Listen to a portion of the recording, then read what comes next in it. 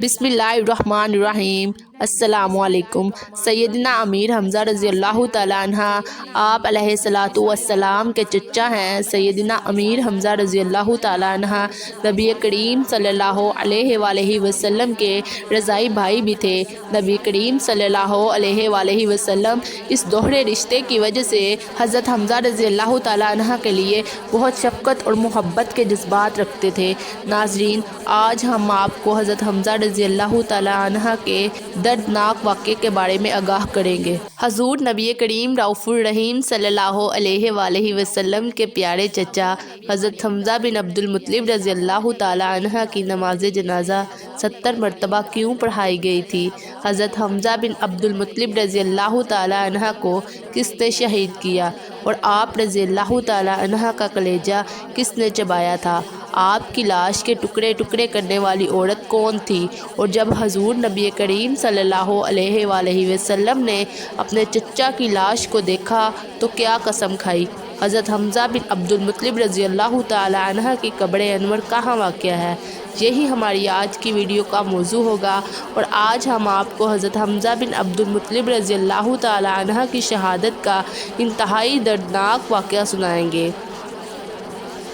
17 शवाल साल 3 हिजरी में ग़ज़वा ओहद पेश आया। ग़ज़वा ओहद में मुसलमानों के लश्कर की क़यादत आका नामदार फ़ख्र मौजूदात इमामुल अंबिया जनाब मोहम्मद रसूलुल्लाह सल्लल्लाहु अलैहि वसल्लम फरमा रहे थे और सहाबा इकराम रज़वानुल्लाह तआला अलैहि अजमाइन की तादाद तकरीबन 700 थी और कफ़ार दुश्मन की क़यादत अबू सुफ़ियान कर रहे थे और मशरकीन की तादाद तकरीबन 3000 थी।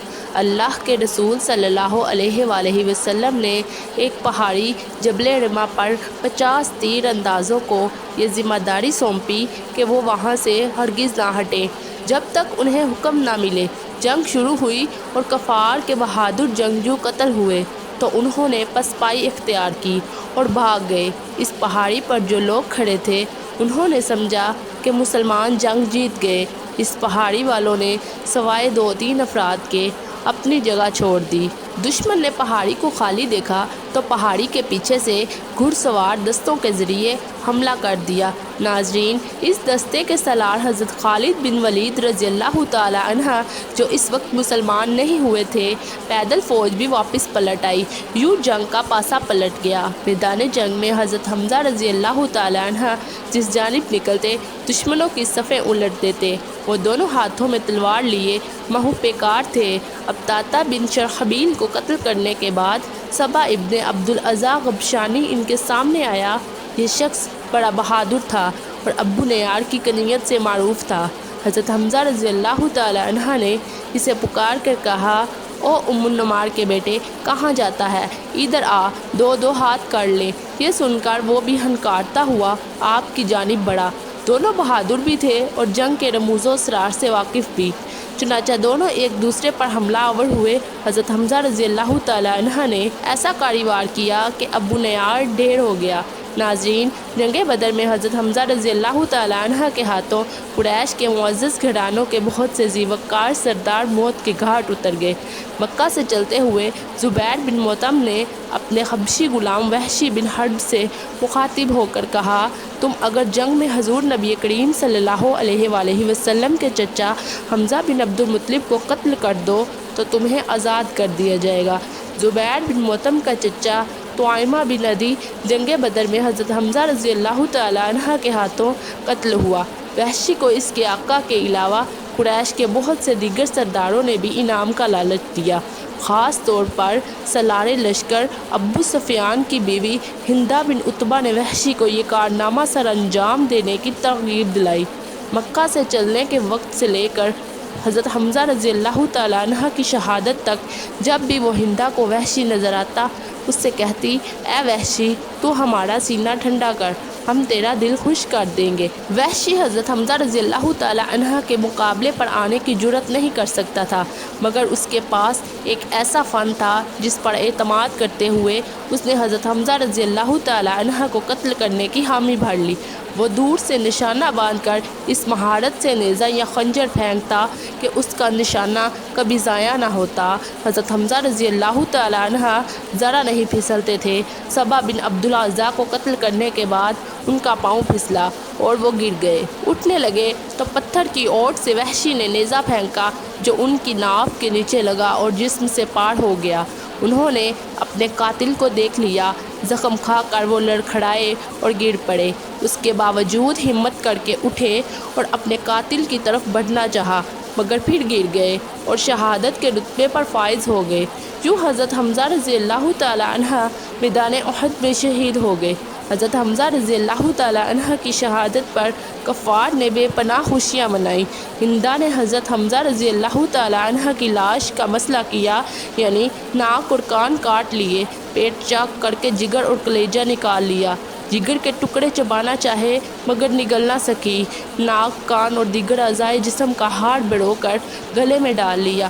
وہ خوشی سے جھوم اٹھی اور اس نے کہا، ہم نے تم سے یوم بدر کا بدلہ لے لیا اور ایک جنگ کے بعد دوسری جنگ کے شعلے تو بھڑکتے ہی ہیں۔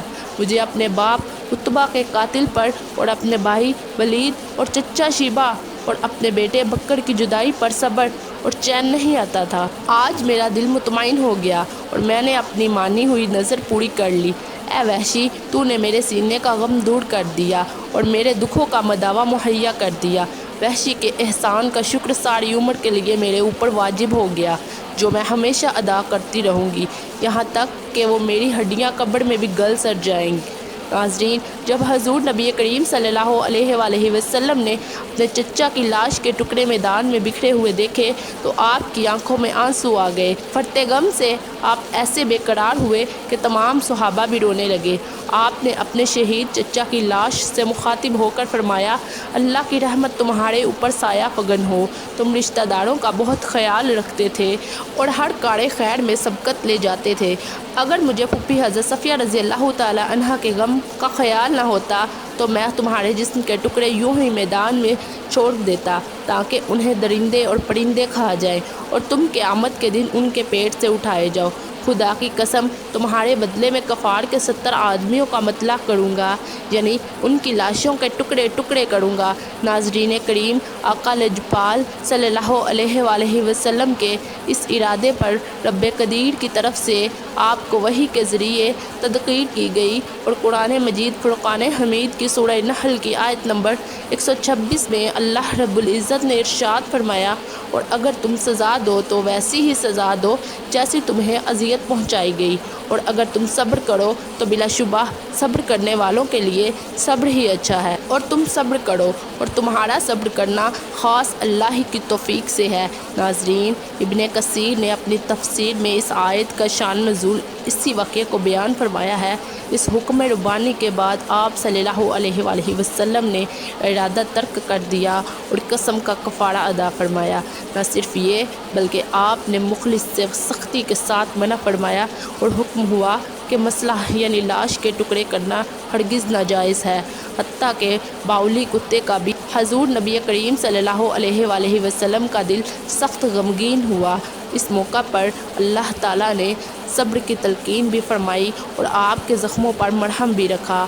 آپ نے ارشاد فرمایا، مجھے جبرائیل امین نے خوشخبری سنائی ہے کہ حمزہ عبد المطلب رضی اللہ تعالیٰ عنہ کو 7 آسمانوں پر اور جنت الفردوس میں اسد اللہ و اسد الرسول لکھ دیا گیا ہے، یعنی اللہ اور رسول اللہ کا شعر۔ حضرت حمزہ رضی اللہ تعالیٰ عنہ کی بہن حضرت صفیہ رضی اللہ تعالیٰ عنہ بنت عبد المطلب جنگ کی خبر سننے کے بعد مدینہ منورہ سے احد کی طرف روانہ ہوئی۔ جب حضور کو پتہ چلا تو آپ صلی اللہ علیہ وآلہ وسلم نے حضرت صفیہ کے بیٹے حضرت زبیر رضی اللہ تعالیٰ عنہ کو حکم دیا کہ وہ انہیں میدان جنگ سے دور ہی روک لیں اور مدینہ واپس لے جائیں، کیونکہ اگر وہ اپنے بھائی کی مقتل شدہ لاش کو دیکھیں گی تو صبر کا بندھن ٹوٹ جائے گا۔ ان کے بیٹے نے انہیں واپس جانے کے لیے کہا تو انہوں نے فرمایا میں اپنے بھائی کے بارے میں ساری خبر سن چکی ہوں، میں جانتی ہوں کہ یہ اللہ کی راہ میں دی گئی ایک عظیم قربانی ہے، میں جاہلیت کے طور طریقوں سے متفرق ہوں۔ حضور نبی کریم صلی اللہ علیہ وآلہ وسلم نے انہیں میدان میں آنے کی اجازت دے دی۔ جب عزیز بھائی پیارے بھائی کے جسم کے ٹکڑے بکھرے ہوئے دیکھے تو آنکھوں سے اشکوں کا سیل رواں جاری ہو گیا، مگر زبان سے انا للہ و انا الیہ راجعون کے الفاظ ہی نکلے۔ پھر اللہ رب العزت سے التجا کی، اے پروردگار عالم، یہ قربانی تیری راہ میں دی گئی ہے، تو اسے قبول فرما۔ اس کے بعد حضرت صفیہ رضی اللہ تعالیٰ عنہ حضور نبی کریم صلی اللہ علیہ وآلہ وسلم کے حکم سے واپس مدینہ چلی گئی۔ ناظرین، حضرت حمزہ رضی اللہ تعالیٰ عنہ کے جسم کے ٹکڑوں کو جمع کیا گیا اور کفن پہنا کر جنازے کے لیے صفوں کے سامنے رکھ دیا گیا۔ حضرت صفیہ رضی اللہ تعالیٰ عنہ نے جاتے ہوئے اپنے بیٹے زبیر کو 2 چادریں دی اور فرمایا اپنے ماموں کو ان میں دفنا دینا۔ حضرت زبیر رضی اللہ تعالیٰ عنہ نے دیکھا کہ ایک انصاری صحابی شہید ہو گئے جن کے جسم پر معمولی کپڑے تھے۔ انہوں نے ایک چادر میں اپنے ماموں کو کفن دیا اور دوسری چادر سے انصاری صحابی کو کفن پہنا دیا۔ ایک روایت کے مطابق جب شہداء کا جنازہ ایک ساتھ ہی پڑھایا گیا، جبکہ ایک دوسری روایت میں بیان کیا گیا ہے کہ آقا کریم نے سب سے پہلے اپنے پیارے چچا حضرت حمزہ رضی اللہ تعالیٰ عنہ کا جنازہ پڑھایا، پھر ہر شہید کو باری باری لایا جاتا اور حضرت حمزہ رضی اللہ تعالیٰ عنہ کے سامنے رکھ دیا جاتا اور ہر ایک کی نماز جنازہ حضور کی اقتداء میں پڑھی جاتی۔ یوں حضرت حمزہ رضی اللہ تعالیٰ عنہ کا جنازہ 70 مرتبہ پڑھایا گیا۔ صحابہ کرام رضوان اللہ تعالیٰ علیہ اجمعین کو اجتماعی قبروں میں دفن کیا گیا، جبکہ حضرت حمزہ رضی اللہ تعالیٰ عنہ کو ان کی بہن سے عبداللہ کے ساتھ ایک قبر میں دفن کیا گیا۔ بعض روایات میں آتا ہے کہ حضرت موسیٰ بن عمیر رضی اللہ تعالیٰ عنہ کے ان کے ساتھ ہی دفن کیے گئے۔ ناظرین، آج بھی احد کے دامن میں حضور نبی کریم صلی اللہ علیہ وآلہ وسلم کے پیارے چچا حضرت حمزہ رضی اللہ تعالیٰ عنہ اور شہدائے احد کی قبریں موجود ہیں، جہاں عازمین حج و عمرہ ہر سال ہزاروں لاکھوں کی تعداد میں آتے ہیں، ان عظیم شہیدوں کی قبروں پر سلام پیش کرتے ہیں۔ ملاحظہ فرمائے۔